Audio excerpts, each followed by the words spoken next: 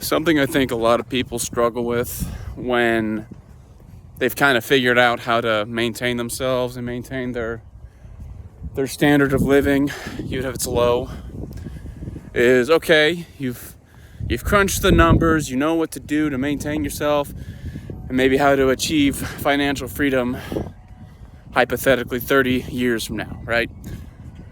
The next problem is, what is your day-to-day purpose? Some people, when they retire, they end up going ahead and getting back into the workforce for various reasons. A big one I think about is there's not much actual incentive to go into the workforce for money or financial incentive. The real incentive is maintaining a perceivable impact on the community. Men especially want to feel like that they're actually doing something worthwhile and that they're a part of society and that they're contributors and they're not just consumers, right? That's a real thing, a real phenomenon, I would argue, that impacts folks who are retired and still look to be gainfully employed.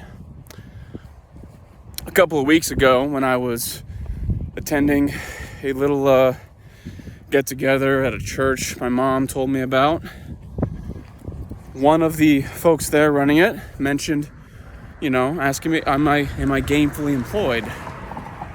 And, I had mentioned a couple of times to these people that I was financially stable. I had not mentioned working anywhere. And I don't think that they were asking that to see if they could find some cheap labor. I really don't. That's not what I would interpret it as. I had no reason to believe that was the case. But it did kind of strike an epiphany in me. I realized, there's some jobs that I feel like I could actually do. And, I could do these jobs, for a long time with some meaningful, motivation behind it. A good example I can think of is I actually kind of like having day-to-day interactions with people, even if it's like 5 seconds of saying, hey, how are you? I enjoy that. That's a real thing for me.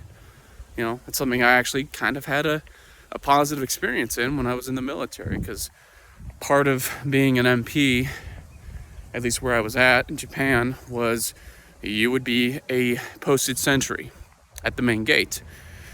And part of being a sentry is you interact with every single person that goes on to the installation. And that, can last up to 8 hours or longer, depending on how staffed my unit was at the time. And that always varied, of course. But my point, sorry, my shoulder's getting a little tired. My point is that I really enjoyed that aspect of my day. I found that to be a meaningful use of my time, and I felt like it was actually worth doing. It wasn't just something to do because I was told to do it. I felt like I actually had an important job. And you kind of need to know who's coming on to the base. That was an important task, and it needed to be done. Now, there was lots of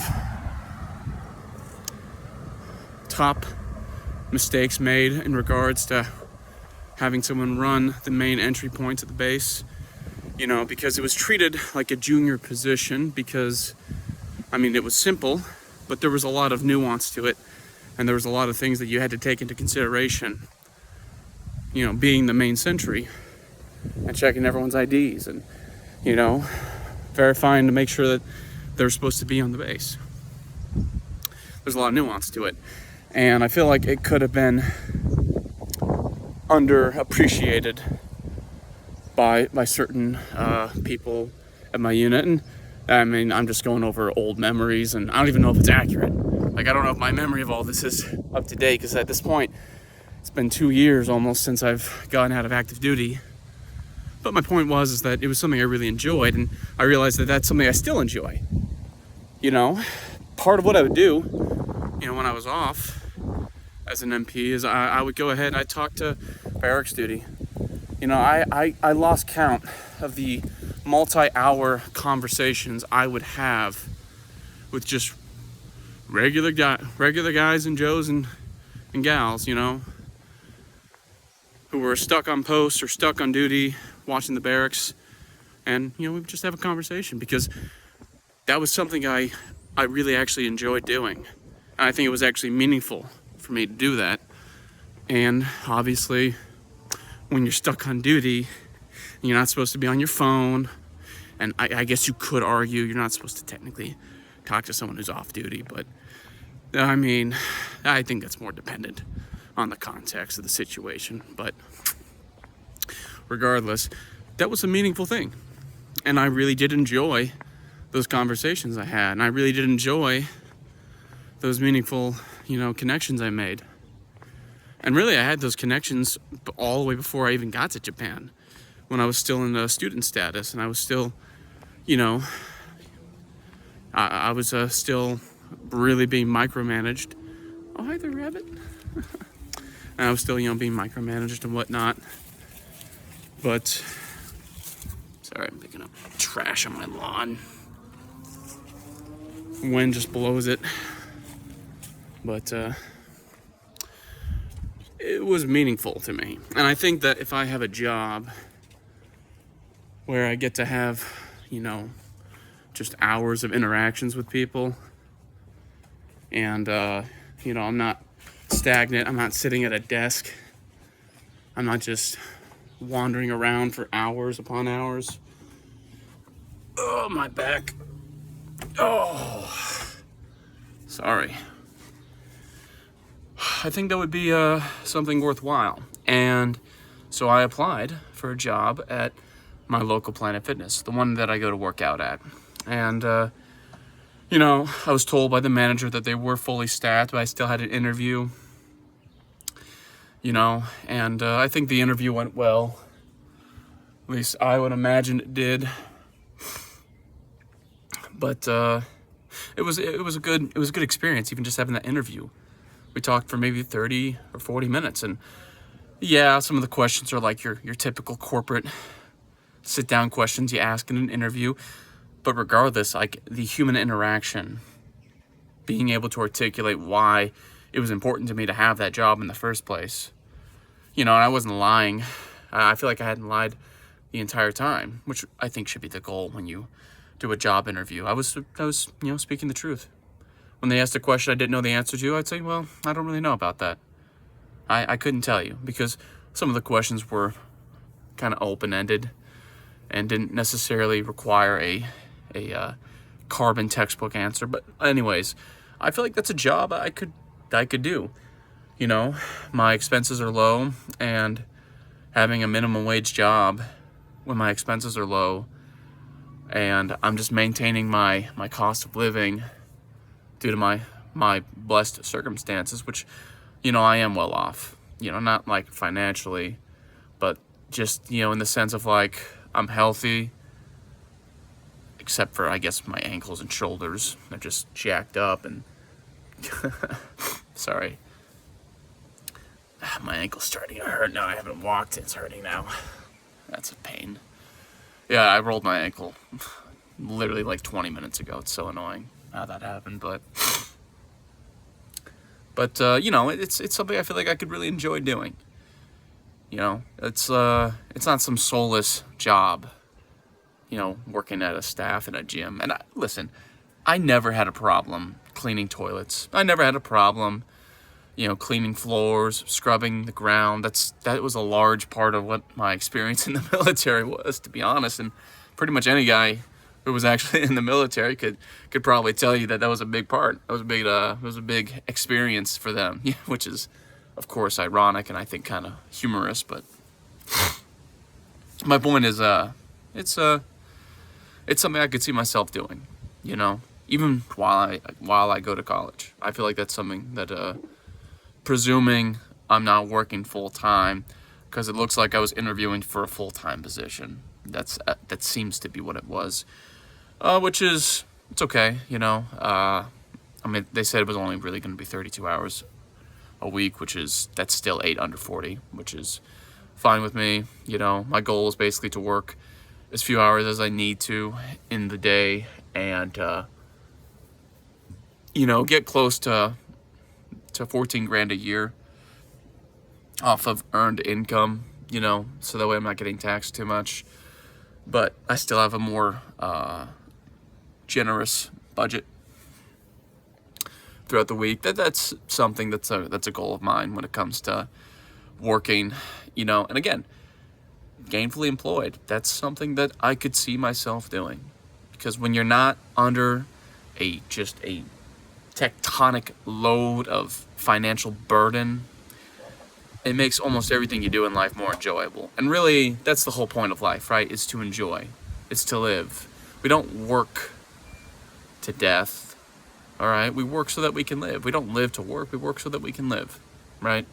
And the issue, obviously, is overworking, okay? We have so many countless folks who are just working themselves to an early grave, and that's wrong. And that can be prevented, and it should be. And the reason it isn't is because censorship, in my opinion. You know, all the people who are talking about, you know, all the problems with finances, all the problems with equity and distribution of wealth. And listen, I'm not talking about communism or socialism, but clearly capitalism's not working. Okay, it's great for all the billionaires and the multimillionaires, you know, and the folks who already have all the money, you know. But it's not so good for the guy who's actually maintaining society. And really, that is the backbone of a society. You know, the blue collar guy, the essential worker. I'll call it that, the essential worker. All right, people who actually provide goods and services, who actually, you know, are necessary for the functioning of society. You could argue that gyms are necessary, because you could say they're conditionally necessary. I think, because I mean, frankly, the only reason people go to the gym is because they're trying to meaningfully spend themselves physically to where they're not becoming stagnant, and they're still getting a proper, you know, physical stimulus that's necessary for being healthy, I'd argue, right? So you could argue gyms are necessary in that sense, and thus you could argue people that work at gyms are necessary, right? Or essential workers. Things that are not essential are, you could remove the job altogether, and society functions virtually the exact same. And I mean, I'm of the opinion that if you were to remove gyms, the way society is going right now, that would be pretty, you know, catastrophic, I would argue. Because, I mean, yes, folks would go outside, people would go maybe do calisthenics, but I mean, that's kind of gatekept in a way, because a lot of the meaningful ways you could work out outside require you to have a sort of baseline of physical functional fitness, and most people can't do pull-ups, most people can't do dips, most people can't do these body weight exercises because they're pretty intermediate, you know. And obviously that's something that's a problem. But anyways, I'm getting a little off topic, but I'm okay with doing a job. I'm okay with working for the next 40 years. I'm okay with doing something that keeps me a part of the community and keeps me a part of the society, so far as I'm not being overwhelmingly taken advantage of and I get something out of it. Okay, and that's true for everyone. The issue, of course, is that not everyone is able to derive the same sort of value out of those minimum wage jobs that maybe I could, right? Because people have overwhelming bills, and they require a higher income. They require more money just to maintain themselves, you know. I have no kids. I have no wife. I have, you know, no debts. Not really. I had to purchase a new car because my old car died. And I mean, it was a pre-owned car, and I put a lot of miles on it, and it was bitter. It was a little irritating because, I mean, a lot of the miles I put on it were going to drill. And I was supposed to get a bonus from that unit, and I didn't. And so that was kind of money taken away from me in a way. But regardless, you know, it's I'm living a very different life from most men my age, because I'm financially free. I'm healthy for the most part. I have basic understanding of nutrition and what humans are supposed to be eating, what they're not supposed to be eating, and being more intuitive about that and not just trusting what the doctor says. Because, I mean, most doctors, I would argue, are not shining examples of what to do. And very oftentimes, maybe they do know what they're talking about, but they're not supported by the medical industry, because a healthy customer or a healthy patient is a customer lost, right? And that's a problem. That's a problem for these industries, because that's how they make their bread. That's how they make their money. Is they keep you perpetually sick. They keep you perpetually dependent upon the system, to where you never have the ability to remove yourself from it and look at it from the outside. That's a opportunity I've had because of my spending habits and because of my frugality. And I mean, really, it's because of how frugal I've been the last 6 years. When I got out of the military, I left with a substantial amount of money. I left with more money than most people re-enlist with. And the big reason people have to re-enlist is because, sorry, the bugs. Big reason people have to re-enlist is because they're broke. And they have nothing set up for them outside. They have no network to go back to. They have no homestead. They've got nothing but the military. So they have to re-enlist. And they have to go back into it. And they have to do what they're told. And I realized that that's not the position I was in. And I had some moral objections to re-enlisting. Some real ones. First off, I didn't want to get another COVID shot. I didn't want to be put in that position in the first place. And I really disliked having that happen to me. And who knows what harm could have happened or could have caused me. I don't know. I don't know. Maybe I'll find out I'm infertile, a few years down the line. I don't know.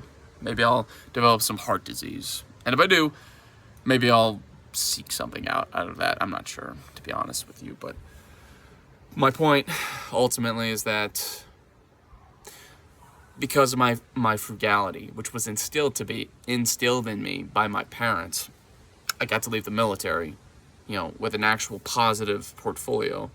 And I began to learn more and more about saving money, investing money, how to make your money last, how to make it, outpace inflation, how to outpace these societal problems.